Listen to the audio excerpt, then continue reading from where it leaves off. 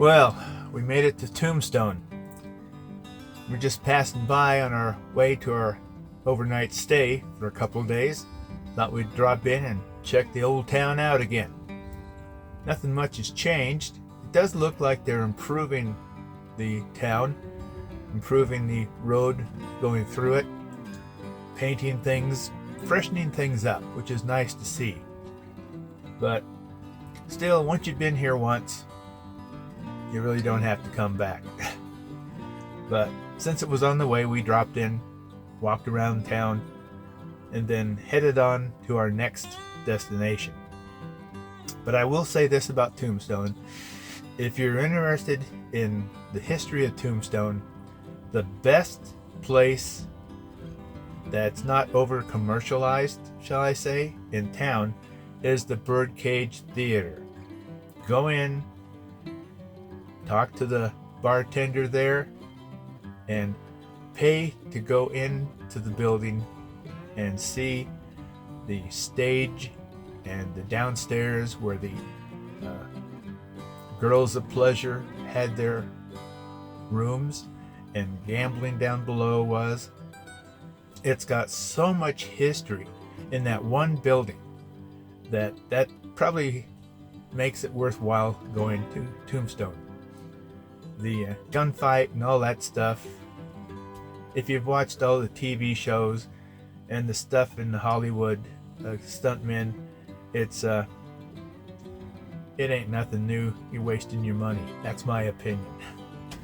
But do go see the Birdcage Theater. Pay the fee to get in and take your time to look at all the historical items there from the 1800s. And it was the best historical building with information and how they lived that I think the whole town has. So, anyway, let's get on to our next stop. Well, today finds us at Whitewater Draw Wildlife Reserve, here out in the fields of Arizona, just a little ways from Bisbee and Tombstone.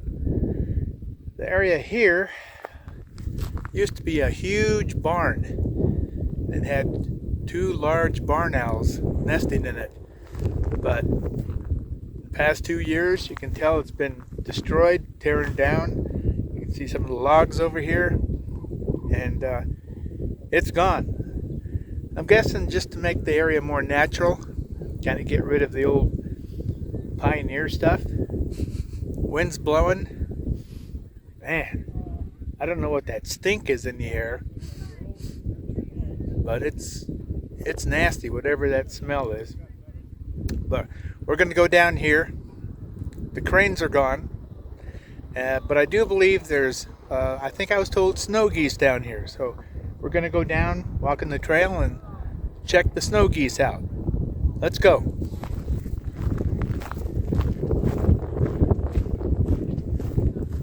They allow you to dry camp here for 3 days, and that's what we plan on doing. We're going to go down and explore Bisbee. We went through Tombstone on our way down here, and then we're going to go up to Kirchner Caverns. We have 2 cavern tours reserved, and then from there we'll be heading on into New Mexico. So let's go look at the birdies. Besides being a major flyway for many species of birds flying across the United States, this is also a monarch butterfly way station.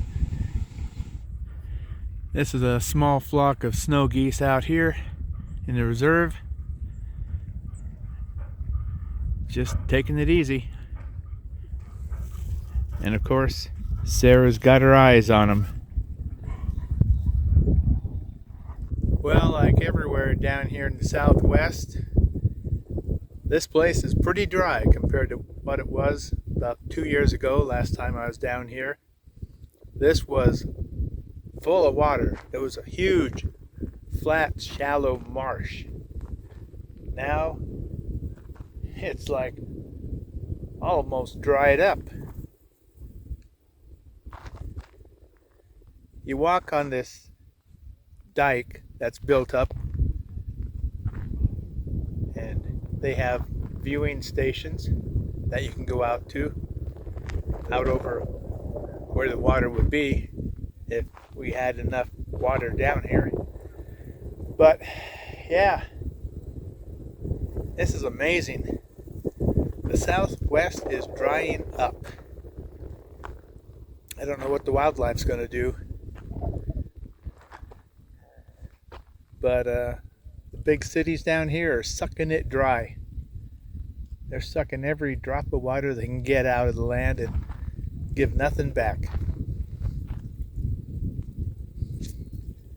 But anyway, I'm going to, let me show you, walk down this dike here and see if I can find some more snow geese. We saw some right back here where the most of the water seems to be, but we'll walk around and see what we can find.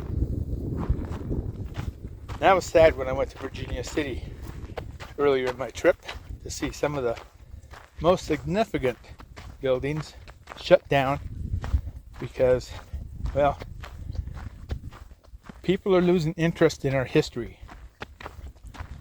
They could care less. They're always looking for the next greater, bigger, more valuable thing around the corner. And if they don't know the history, they're gonna be totally off the mark. Hey, now here we got some more water. This is more like it. Of course, everything you see that's dry and brown, that was all under a lot of water a couple of years ago. But yeah, the Southwest is drying up, and pretty soon I have no doubt they're going to have water wars. And this is not going to be a pleasant place to live when you have to pay blood money to get fresh water. So I think tomorrow I'm going to buzz into Bisbee, check out the quirky town of Bisbee and the town of Lowell, which is just below it, just before you get to the huge open mine pit, and go through all those weird, quirky stories in Bisbee. It's like going back to the psychedelic 60s. Some of those places are really interesting. So anyway, we're camping out here for 3 days. That's what they allow you. And trying to keep the costs down. So it's about time for the girls' dinner.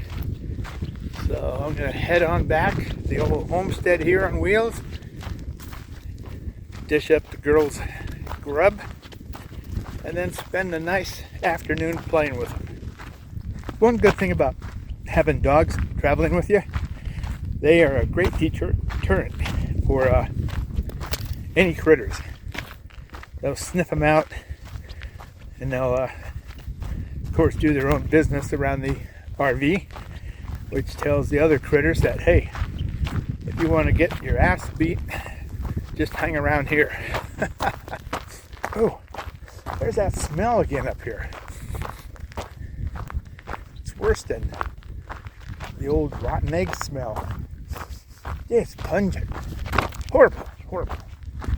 Oh well, hopefully it's not blowing that smell into my RV. Okay, well, time to go back. Well, these last 3 days here have been really pleasant.